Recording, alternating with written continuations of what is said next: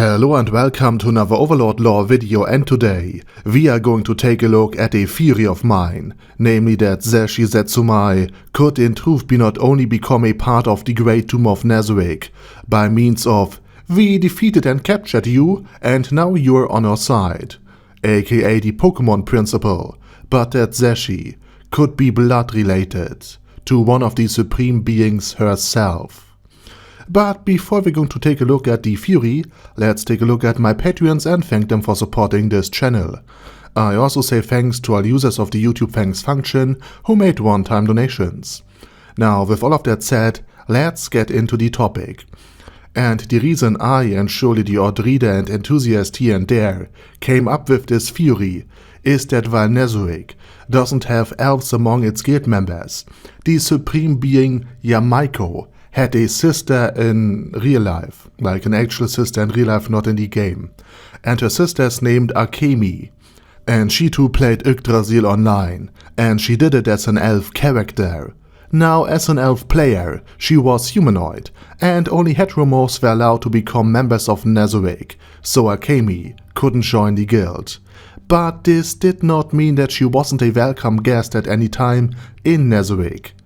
Meaning, she too will have visited the place quite frequently during her playtime, and of course, while she had joined up with another guild, having one of the most infamous player-killer guilds as friends isn't all that bad considering how dangerous Yggdrasil Online could be for the unallied weak players.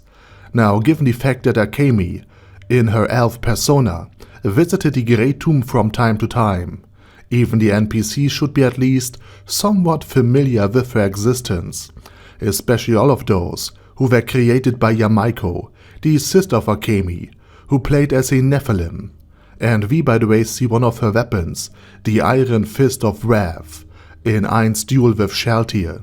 So given the fact that two other known guilds, that of the 8 Great Kings, and likely that of the 6 Great Gods, have made it into the New World, and that both of these guilds had at least one confirmed elf player, respectively, the theory then goes that Zesshi Zetsumei is related to Akemi, and therefore, while Akemi is the sister of Yamaiko, is also directly related to one of the supreme beings by blood.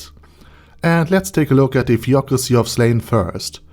While it officially claimed that it had been 100% only founded by 6 human players and that all of their great gods are just humans and nothing more, we know that 1 elf and 1 undead player were part of the 6 great gods. So the theory then goes that the elf player has also procreated and sired offspring. And since the Theocracy is all about maintaining the bloodline of their founders and saviors, and since the 6 great gods aren't, at least to our knowledge, related by blood, we could assume that the offspring of them intermarried among themselves, like one godkin marrying the other godkin. And perhaps this also served in order to heighten the chances of the offspring awakening their godlike powers, which is also something I will discuss in another video. But the theory goes that Zeshi's mother had just a tiny bit of elven blood inside of her. Given the 500 years time period between the advent of the 6 players of Slain and the birth of Zesshi, this could indeed be the case. And Slain being founded by, among others, the literal sister of one of Ainz friends, could also be one of the only things that could actually indeed save Slain from certain destruction.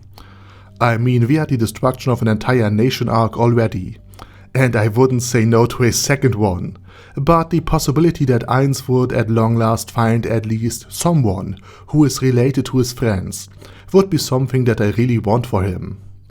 So if this is true, Zesshi, who remember had no part in Shaltir's attack, could join why not Nezarec directly, but the Sorcerer Kingdom at large. And Zeshi's mother having a bit of elven blood inside of her would also explain why the Elf King had chosen her, aside from just the strength aspect. And the second theory is a bit less plausible, but also quite interesting. Perhaps Zesshi is related to Akemi, not through her mother, but through her father's bloodline, one of the 8 Great Kings, after all Syed the Elf King. Now, we know for sure that the Elf King has inherited his gear from his father, and Akemi was a woman, so it seems a bit odd at first. But this is anime, and this right here, for example, is the father of Mordred, from Fate's Day quite unlimited animation works, so perhaps something akin to whatever happened in this anime also happened in Overlord. But my theory is quite a lot simpler. Akemi played as a male elf character, and once she was isekai'd into the new world, Akemi was her avatar, which would also add everything to her she needed in order to become the Elf King's father. This would also mean that Slayn is probably still able to survive if, and I stress this again, if Zesshi would insist on not destroying her home, and it also would give Ainz any reason to resurrect the Elf King and just have a friendly talk about him, what went wrong in his upbringing. And finally, if Zesshi can claim descent through her father's bloodline, this would also mean that the sister of one of the Supreme Beings had likely fought in the war against the Dragon Lords, giving Ainz Ooal a casus belli to finish what Akemi had started.